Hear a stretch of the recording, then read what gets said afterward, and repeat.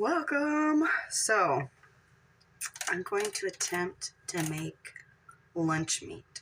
I have two different methods I'm trying, and one of them is like a raw method, the other is cooked. Complete experiment. I've never done this before, but we were gifted a turkey. And so my original plan was to debone everything, but as you'll see, I struggled really bad with trying to debone the meat off the legs. There's like so many tendons there. I said, fuck it, cut the breasts off, do that for the raw method, and then I'll just boil the rest of this shit off and we'll use that for the cooked method. So let's get going.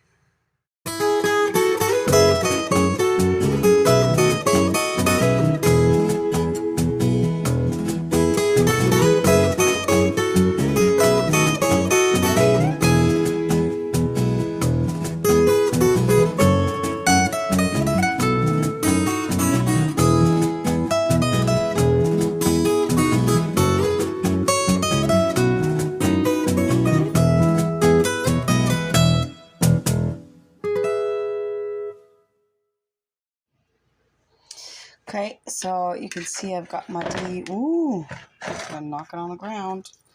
All my turkey deboned.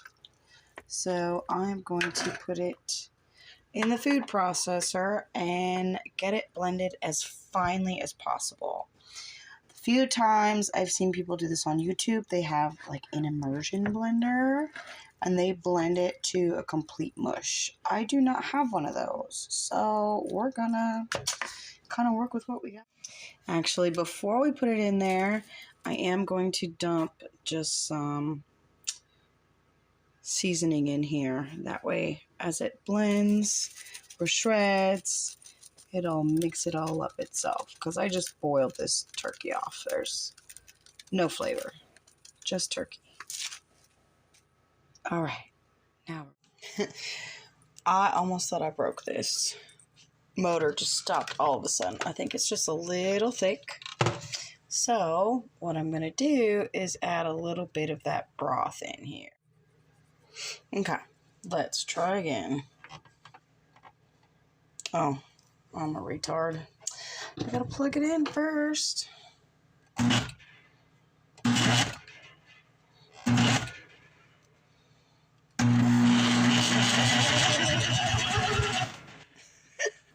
I can't do this one in. Okay, so this is a pretty good shred for a food processor. But now I need to mix the gelatin in here. And I think this is just too thick and too much for the food processor. I think I should have started with the blender in the first place. But like I said, it's a total experiment. So you live and you learn. So I'm going to get this in the blender with some broth and we'll get this even finer.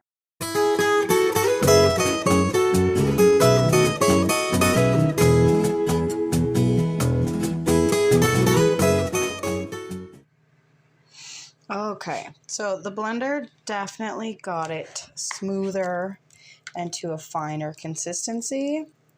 I don't know if I'm about due for a new blender, but y'all, she struggled. I could smell that motor smoking. So, and I kept adding more broth, trying to make it easier, and it still was a little rough. But I think this is going to be fine enough. So the next thing I'm going to do is take I don't know if you can see that. That's a 1 tablespoon measuring, if it'll focus. Anyways, it's 1 tablespoon. I'm going to do 3 tablespoons of this beef gelatin and hydrate it into the turkey broth and get it all whisked up and mix it into my meat. Like I said, this is purely experimental. I have a little over 2 pounds of turkey here. And so the recipe I found was a little over a pound for about 24 grams of gelatin. And my beef gelatin says that 1 tablespoon, if it'll focus, 1 tablespoon is about 10 grams.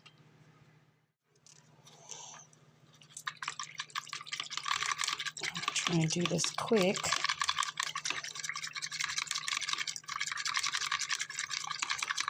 Get it dissolved. The liquid is going to be easier, make it easier to distribute this gelatin throughout all of the meats. Alright, I think that looks good. That was probably just under a cup of broth. I know this is not helping y'all when it comes to measurements. I'm just trying to eyeball it. I don't want it too watery, but it was enough to be able to mix all the meats throughout. So now I have a bread pan, and I've lined it with cling wrap because the last time I tried this, I could not get it out of the glass. So I've lined it with cellophane, and we're going to put this in there, and we're going to let it chill. All right, so here we go. 2 pounds of turkey puree fit nicely into my bread pan. Then I went ahead and just I grabbed both ends and I just tapped it on the table quite a few times, hoping any air bubbles will get out of there and kind of level out this top surface a little bit. So now I'm just gonna bring this piece over just to keep it covered, and we will set it in the fridge to chill for a few hours, and then I'll bring you back and show you what it looks like. All right, now for the raw method. Now don't worry, at the end of this, everything is going to be cooked. I call this the raw method because I go through most of the steps of the first one just with raw meat. So we're going to create a puree with this raw meat, season it how we like, and then I'm going to bake it off. So first thing I got to do is get this cut up so I can run it through the grinder.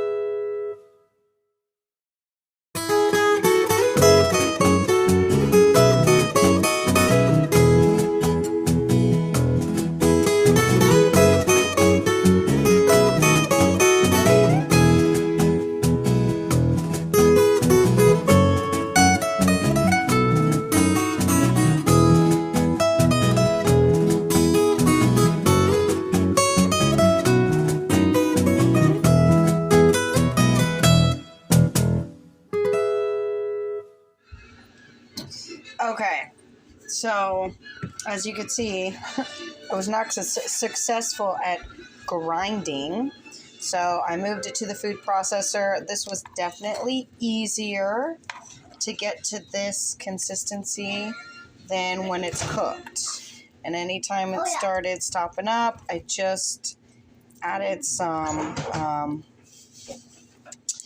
broth. Now you can see there's still some decent sized chunks in here. So I think those might have been like the last couple pieces I tossed in. But I'm not going to worry about it. I'm just going to leave them. So this is pleasantly disgusting. Using the same seasoning, throw it in there, mix it up. We're going to get it in a baking dish, and then I'm just going to bake it. And it's basically going to be a meatloaf that I can slice into lunch meat. So let's get this mixed up.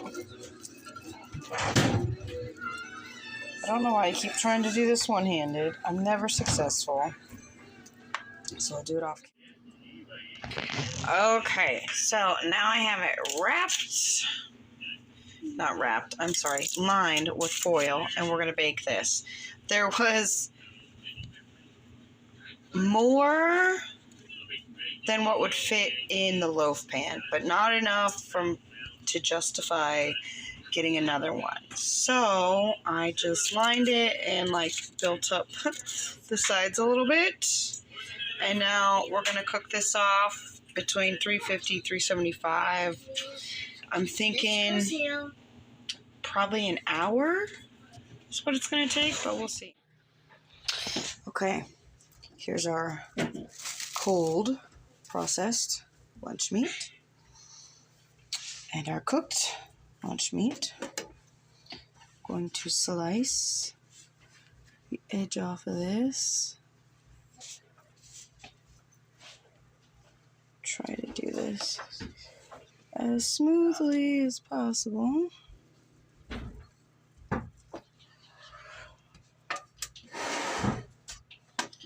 So it looks like we got some chunky pieces in here, but fully cooked lunch meat. I'm going to try and find a meat slicer and slice this thin. So we'll see how it goes tomorrow. This one, cold process.